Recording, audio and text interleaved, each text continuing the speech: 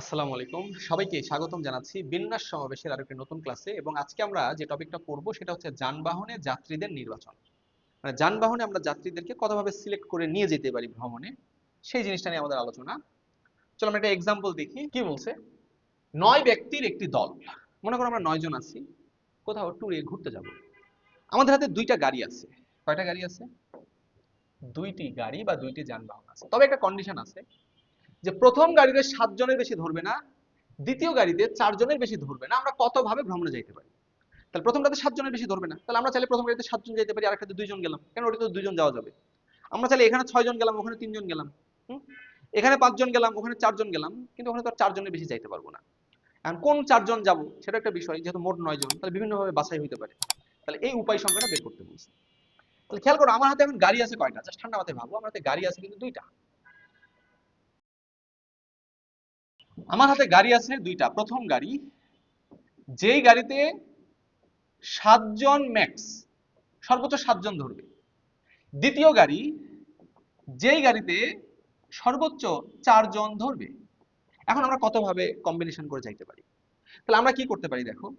আমরা কি চাইলেই প্রথম গাড়িতে 9 জন, দ্বিতীয় গাড়িতে কেউ গেলাম না, এটা করার সুযোগ আছে? মোট যেহেতু আমরা 9 জন আছি, এটা করার সুযোগ নাই, কারণ এই গাড়িতে 7 জনের বেশি ধরবে না। আমরা চাইলে এখানে 8 জন, এখানে একজন যাবো, সেই সুযোগও নাই। এখানে একজন ধরবে, কিন্তু 8 জন তো এখানে ধরবে না। তাহলে এখানে আমরা 7 জন সর্বোচ্চ যাইতে পারবো, এখানে 7 জন গেলাম, বাকি মাত্র 2 জন এই গাড়িতে গেলাম। এটা একটা হইতে পারে একটা কেস। এরপরে আমরা এখানে 6 জন গেলাম, এখানে তাহলে কয়জন যাইতে হবে? মোট যেহেতু 9 জন, এখানে 3 জন যাবে। এরপরে এই গাড়িতে 5 জন গেল, তাহলে বাকি 4 জন নিশ্চয়ই এই গাড়িতে যাবে, এটা একটা কেস হতে পারে। এখন কি এই সুযোগ আছে এই গাড়িতে 4 জন, এই গাড়িতে 5 জন, এই গাড়িতে 4 জন যাইতে পারবে, কিন্তু দ্বিতীয় গাড়িতে ধরবে মাত্র সর্বোচ্চ 4 জন, এই গাড়িতে কি 5 জন উঠতে পারবে না? এটা তাহলে কেস হতে পারে না। ঠিক আছে, এখন আসো বাছাই করবো আমরা। খেয়াল করো, এখন তোমরা আমাকে বলো, মোট শিক্ষার্থী কয়জন? 9 জন না? 9 জন থেকে এই গাড়ির জন্য বাছাই করতে হবে কয়জন? 7 জন, প্রথম গাড়ির জন্য। তাহলে 9C7 ইন্টু এই গাড়ির জন্য বাছাই করবো কত? 2 জন। তাহলে এখানে কি আবার 9C2 লিখবো নাকি? না।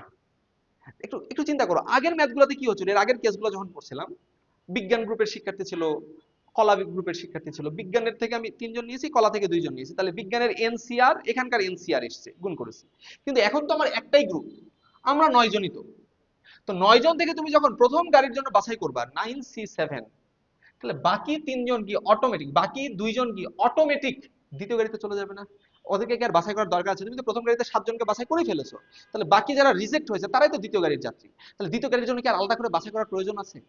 না। এই গাড়িতে যারা রিজেক্ট, তারা ওই গাড়ির অটোমেটিক যাত্রী। তাহলে এই 2 জন কিন্তু অটোমেটিক দ্বিতীয় গাড়ির যাত্রী, তাহলে ওরা কিন্তু একভাবে, এদেরকে আর আলাদা করে বাছাই করার কিছু নাই। তুমি প্রথমবার বাছাই করেছো মানে ওই বাকি যারা, ওরা একমাত্র উপায়ে ওইখানে পৌঁছে যাবে, দ্বিতীয় গাড়িতে উঠবে। এবারে আসো, প্রথম গাড়ির 9 জনের ভেতর থেকে 6 জন বাছাই করবো, 9C6। দ্বিতীয় গাড়ির জন্য কি আর বাছাই করার দরকার আছে? এখানে 6 জন বাছাই করেছো মানে অবশিষ্ট 3 জন অটোমেটিক দ্বিতীয় গাড়ির যাত্রী। তাহলে দ্বিতীয় গাড়ির ক্ষেত্রে কি করতে হবে? 1। এরপরে আসো, 9 জন থেকে তুমি 5 জন বাছাই করো, 9C5। দ্বিতীয় গাড়ির জন্য কি বাছাই করার দরকার আছে? না। এই গাড়িতে অটোমেটিক বাকিরা চলে যাবে, তাহলে এই গাড়ির বাছাই সংখ্যা কত? 1। এখন বলতে পারো, ভাই আমি যদি প্রথম গাড়ি বাছাই না করে দ্বিতীয় গাড়িটা বাছাই করতাম, হ্যাঁ, আপনি আপনি পাগল পেয়েছেন আমাদেরকে, আমরা দ্বিতীয় গাড়ি বাছাই করবো, তখন কি হবে ভাই? করো।